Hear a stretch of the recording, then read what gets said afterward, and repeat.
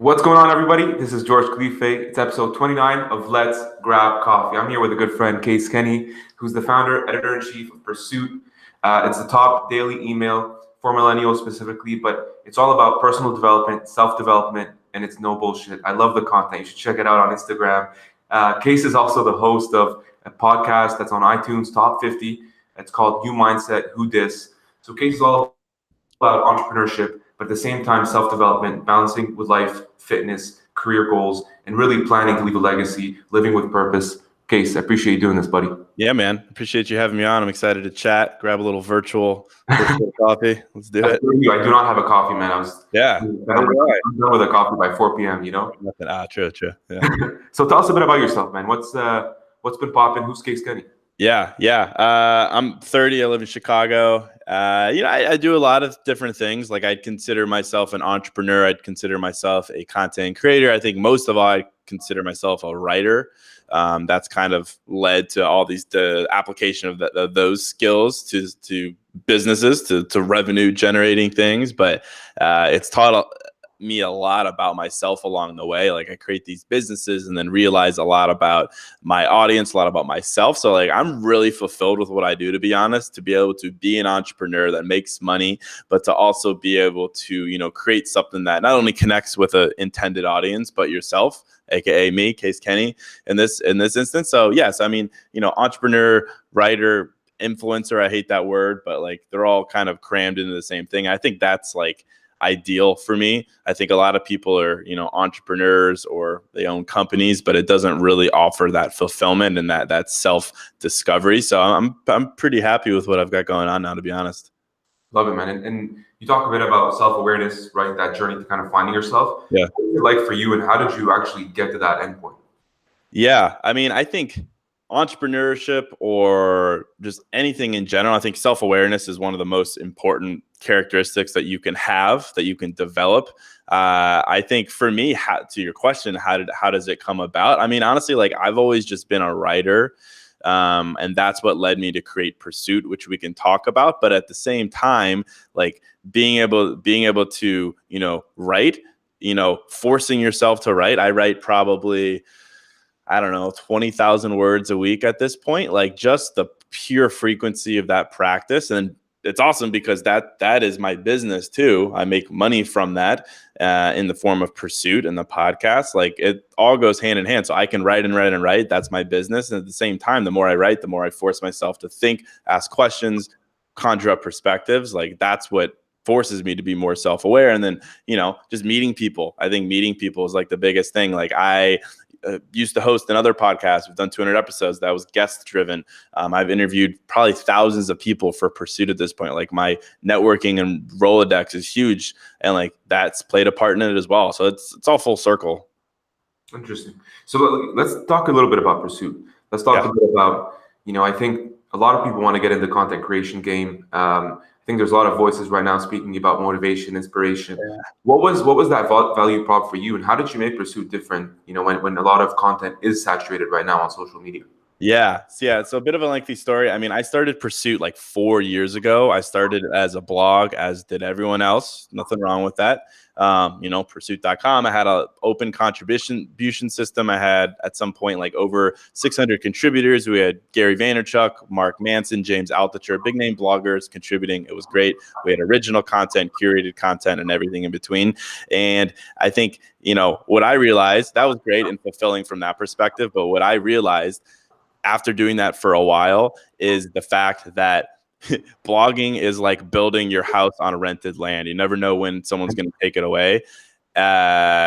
And it's I don't want to talk about digital marketing necessarily, but it's tough to make money as a blogger. You really need to figure out something else. So I took a big hard look at what I was doing with Pursuit around this time last year, honestly. So like 3 years in, and I was like, what am I doing? Is this a hobby? Is this a business? At the time, it was a hobby. It was trickling revenue. I was doing very little. And I was like, well, what can I do to take back hold of what I'm doing? How can I actually build this into something that I control the fate of? And then at the same time, I kind of looked around and looked at a lot of the other content creators and media companies. And you look at folks like The Skim, The Hustle, New York Times, people that have, large audiences that are distributed via email. So I was like, email is interesting. I had a small email list, maybe 15,000 or something like that. I was like, how can I leverage that? And honestly, it was that simple. I was like, I'm going to switch everything. I'm going to focus on content delivered via email. It's my land. It's not rented land. I own the distribution. People can unsubscribe. That's fine. But as long as I give them value, they're more likely not to. No algorithm, no Facebook algorithm, Google algorithm, anything like that's going to take it away from me. So I decided just to stick with email, do it via email. And revenue has been like 1,000% up since last year, just because it's a very marketable thing for brands. It provides a lot of ROI. And then at the same time, I found it much easier to control the voice of Pursuit, to drive out a nice niche when it comes to creating no bullshit content. And there's a lot more in there. I'm happy to answer anything specific, but that was kind of the course, honestly, switching, making that decision and pivoting around this time last year. Well, I guess maybe the first question is, because a lot of people I think will either focus in the beginning on revenue, let's actually make this into a tangible business, or let's build sort of traction, an audience, a user base, whatever it is for you, and then we can kind of turn over. What advice would you give in that predicament looking back? Like, would you have started with a sort of monetization plan?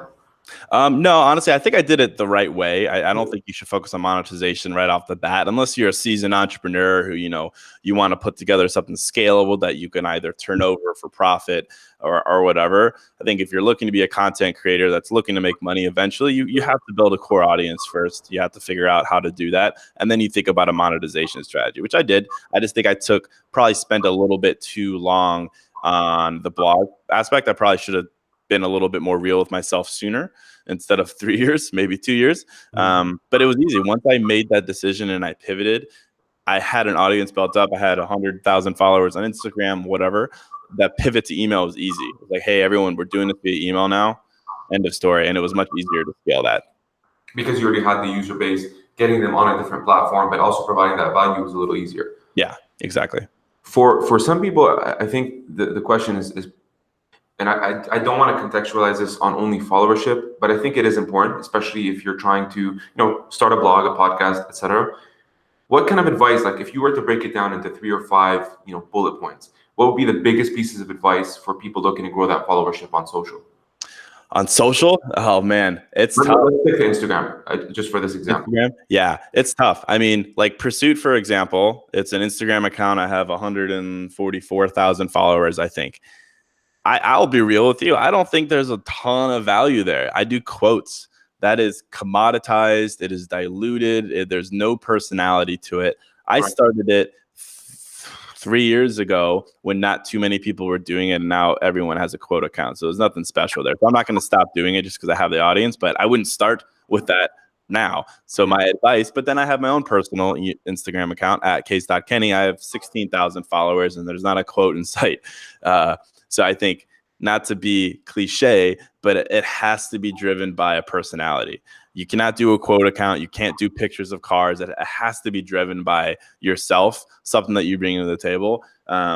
Video is huge. I personally haven't found a great way to do too much video. I like to really bring myself to light via audio. But I think if you're looking to build on social, it has to be personality driven. And I think at the same time, like you have to check your ego a little bit. You know, everyone wants to have 100,000 followers, but I can look at anyone's account and within 10 seconds tell you if they have influence or not. That's they right. have numbers, but not influence. I want influence. I don't give a flying F about numbers. I want influence. You can look at my account, 16,000 followers. That's nothing, but I'll get 100, 200 comments of people actually engaging with what I have to say. I'll take that any day over some hot Instagram fitness model girl who has 1 million followers, but gets 20 comments of people going, "You look amazing." Like there's no value there. So I think you really have to wrap your head around what you're doing, why you're doing it. And then outside of that, I mean, there's things like, you got to post more. You got to engage with comments. You got to engage with people who follow you and DMs and all that kind of stuff. But at the end of the day, I think it's about going into it, knowing why you're doing it, and then knowing the fact that you have to bring yourself forward. You can't hide behind memes or anything like that. I think all these meme accounts are funny, and I love to look at meme accounts. I think it's funny personally, but anytime you see someone with a meme account try to sell something or try to do something that is influential, you look at their accounts and no one cares. because no one knows who you are. No one cares knows what you stand for. You're just a meme account. So I think, it's all be personality driven.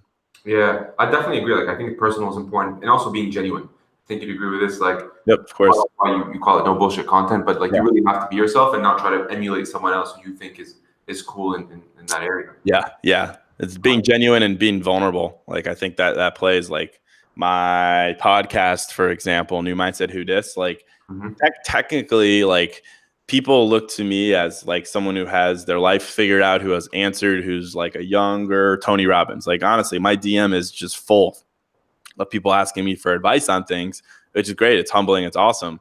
But if you listen to the podcast, I say pretty much every episode that I don't have the answer. I don't know everything. I'm not a guru. I'm not a life coach. I'm not an expert. I'm going to give you my perspective on one thing, which is rather limited, and you could take it or leave it. And I think that plays. Like, people like that because people are tired of being lectured to. I think Gen Z millennials were a little bit cynical because we read all the same things online. Self-development, self-help is so commoditized. It's the same thing over and over again. You have to find a way to be a little bit original. And if being original just means being more vulnerable, I think that's a win. So across the board, to go back to your original question, being genuine, being vulnerable is a huge win.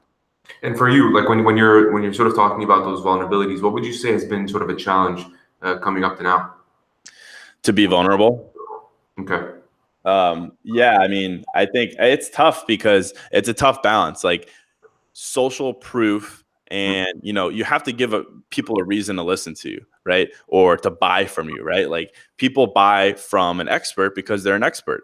People buy from you because you made $1 million and you can show them how to make $1 million. But if you go into something and you're like, hey, I don't know the answer completely, or I don't know everything, like, you're discrediting yourself a little bit. So you have to find the right balance. To me, I'm not selling anything to anyone. I make money through sponsorships and brands and potentially selling my own products way down the line. But right now I don't do that. So it plays for me to be able to do that because brands don't care. But if I tell someone on my podcast that I really like something, they're likely to listen to me just because I'm real in that respect. Whereas I think a lot of people don't really bring that value to the table. So it's definitely not easy. You have to find the right balance. You don't want to be overly emotional or vulnerable or too real. You have to brand yourself, and branding isn't always the most transparent exercise in the world. It should be, but if you're trying to stand out and create something for yourself, you have to be strategic about it. And sometimes that means highlighting certain areas and not disclosing certain other areas, to be honest. It's very true. It's very true. And it's a difficult thing. And I think maybe that's something we can talk about, like, in terms of personal branding, right? And I think you're doing a great job on IG and different sort of platforms. How would you approach personal branding, for one? And then two, for someone who hasn't really started or hasn't even thought about it, how would you explain it to them to actually start creating that? Yeah, I mean, it's a good question. Like, so Pursuit, many people might not know what Pursuit is. It's not huge. I have 127,000 daily subscribers on it. For an email list, that's pretty healthy. It's pretty large. Like, it makes great money from a revenue standpoint, but it's small. I didn't bring Case Kenny, the brand, forward until this time last year. So I waited 3 years to create a personal brand. My reasoning behind it was I have no right to, I had no right to bring myself forward to start telling people what to do until I had created something of my own. Like, if I'm going to brand myself as a successful writer, entrepreneur, self-development person, I better have done all three of those things. And I hadn't. So I needed to build Pursuit, which now I've done. I need to build a podcast, build myself and all that kind of thing. I needed to do that. So I waited until I had done that. I see so many people that are like, oh, I want to create a personal brand. I'm like, oh, tell me about yourself. And I'm like, oh, I'm 22. I want to consult and be a brand strategist. I'm like, that's amazing. Tell me about some of the brands that you've strategized for. And they're like, oh, I haven't. I'm like, okay, no worries. Like, go get some experience. But then they want to create a brand around themselves before they have anything. You could certainly create a personal brand around the journey to becoming a successful brand strategist or whatever, but you have to disclose that. I just see so many people wanting to create a successful image when they haven't had that experience. And that's totally cool. There's no judgment there, but I think if you really want to be impactful, you should wait until you have something to say. I waited 4 years to start my podcast because I didn't think I had enough life experience to really reflect on. I just turned 30. I think my 20s taught me a lot about a variety of topics, and now I have the right to offer that perspective as a leader, as a thought leader, as an influencer, whatever. But I think patience is key, and then back to what we originally said: vulnerability, genuine authenticity on top of it. Yeah, it's very true. One thing I'll add to that case I think is important is I think I made this kind of slight pivot too. Instead of, because I'm also relatively young, right? Like I'm 25 and I understand the sort of backlash that you can get when you're a young entrepreneur. Yep. And what I was doing is, instead of me telling you what to do, I was just documenting. That's what I was doing a lot of. I'm like, look, this is an experience. This is a lesson. If you look at my articles, literally almost every title is lessons from 20 episodes of my podcast, or here's how to create a podcast because I've done one, right? And instead of like kind of being pushy in that respect, just document and share your experience, and those who want to drive value from your lessons will do so. Totally, man. Yeah, thank you for saying that. Yeah, I definitely don't mean to say that, oh, you have to wait until you're 30 to create a personal brand. Not at all. I mean, Gary Vee pounds that home all day, the fact that, document, don't create. So thank you for saying that. I think that's right on. That should be your strategy. Like, to me, I could have started my personal brand 4 years ago, but I wanted to have some oomph to it, I get you. So I was fine being a background guy. Not everyone wants that. Some people want to bring themselves forward immediately. And I say, go for it. Kudos to you. And if you're going to do that as you're building, just document. So yeah, I couldn't agree, man. Yeah, that's great. Thank you. So, so you're 30 now, right? And I remember I watched one of your podcasts and you were saying, like, now what matters to me is everything I do, just kind of enlarge it, whether so travel more, connect with more people, whether it's wealth, like expanding that and being of influence, whether it's from a resource perspective or from a, from an influencer perspective. And is that still your mindset? And if so, what are some of the things you're focusing on going into? Yeah, it is because my whole tagline for Pursuit is perspective that inspires. And that's what we offer. But when I think about myself personally, as a 30-year-old, whatever, perspective is everything. Perspective is what teaches you about yourself. It teaches what you want in the world. It teaches you where you belong, what you should be doing, how you should be doing it, everything. And the only way to get pure perspective, I've determined, is to live it. You can get decent amount of perspective from reading, from watching YouTube, from talking to other people. But the only way you're going to get perspective that really teaches you something is to experience it. That's firsthand, that's seeing it, that's touching it, that's feeling it, that's whatever. So so to your point, I am in the pursuit of more perspective.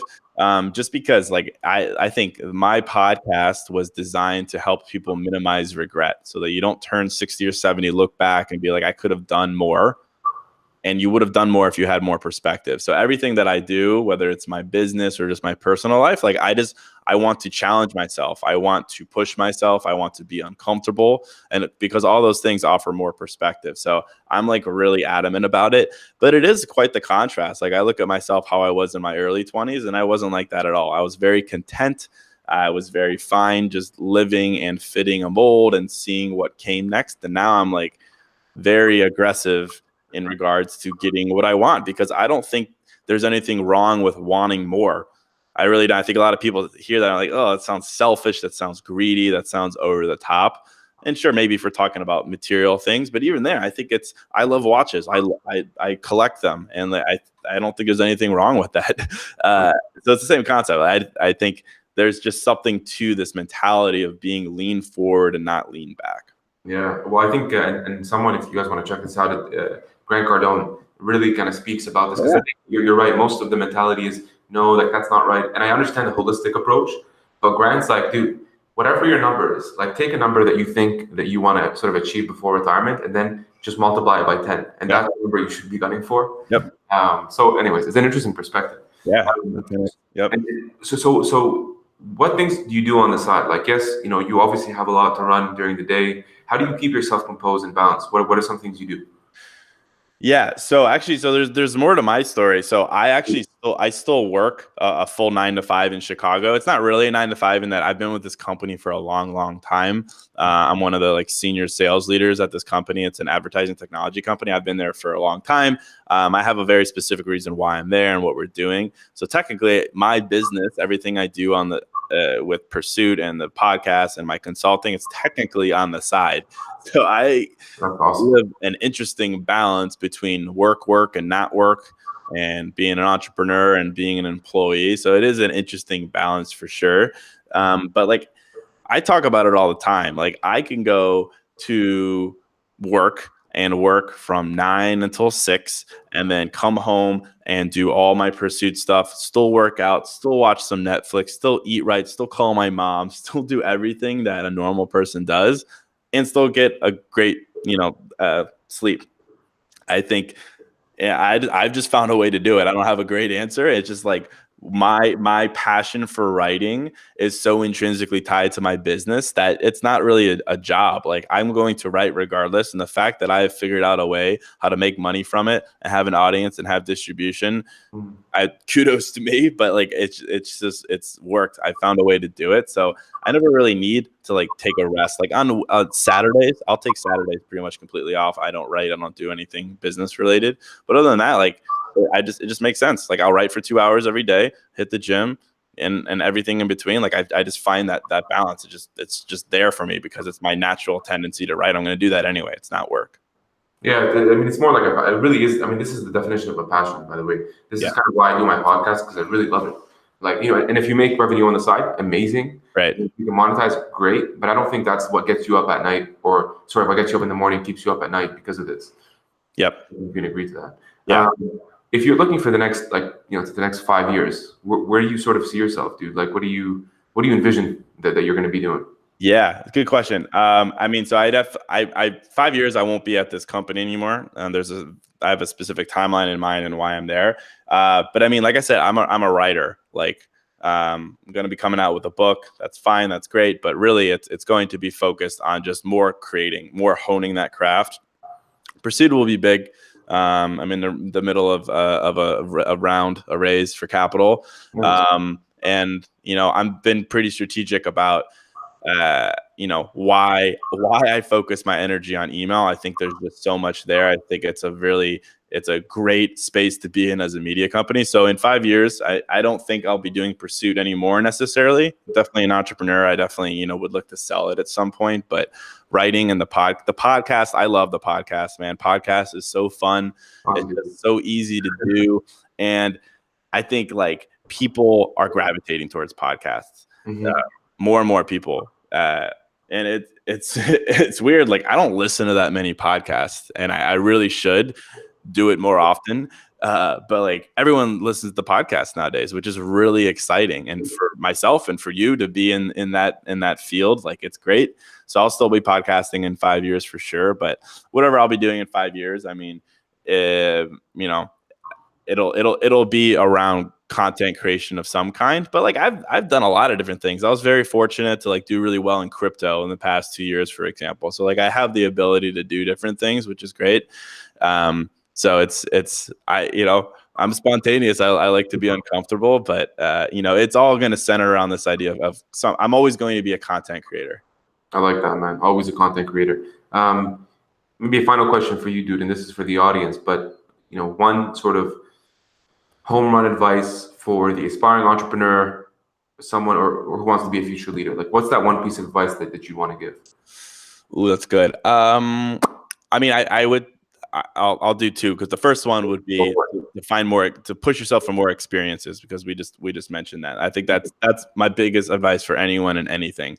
I think other than that, as a aspiring creator, entrepreneur, or just person who's looking to push yourself, because those are all intertwined. I did an episode today actually that I released on Mel Robbins' 5-second rule. I've always called it Case Kenny's 30-second rule. I never realized there was a 5-second rule, which is basically if you have an idea pop in your head, you should act on it in some way within 5 seconds or 30 seconds. And I think as an entrepreneur, you should 100% do so. And I'm not talking about, you have an idea for an app, you shouldn't hire an app developer. You should sit down and write down something that was in your head. Just taking action is the biggest thing. I talk to so many people who are like, oh man, I'd love to be a blogger. I'd love to start my own podcast. Case, it's so cool what you're doing. I'd love to. I'm like, okay, what's the problem? Like, I just don't know how to start. I'm like, okay, well, have you written anything down? Well, no, it's all. I was like, well, okay, the first step would just be to literally write down anything. Doesn't have to be a monumental step forward. So like that's one thing. And the same thing for like anything personal development wise. It's about just being a little bit impulsive. Like I tell funny stories all the time on the podcast about how I embarrass myself with like girls at the club or just saying things in meetings. And that's just because I really push myself to be impulsive, because I find that one, it grows thick skin. It helps you be uncomfortable. But two, it just teaches yourself that there's all this great reactions, ideas, things that exist in your head. You have to listen to them and you have to act on them.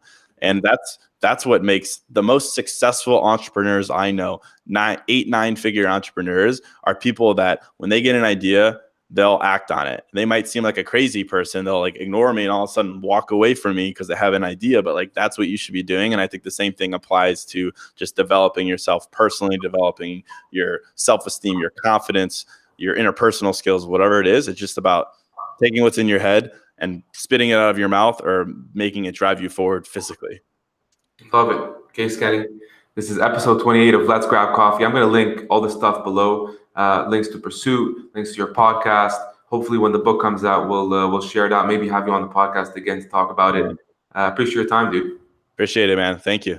All right, brother. We'll be connected. Cool. Cheers, guys.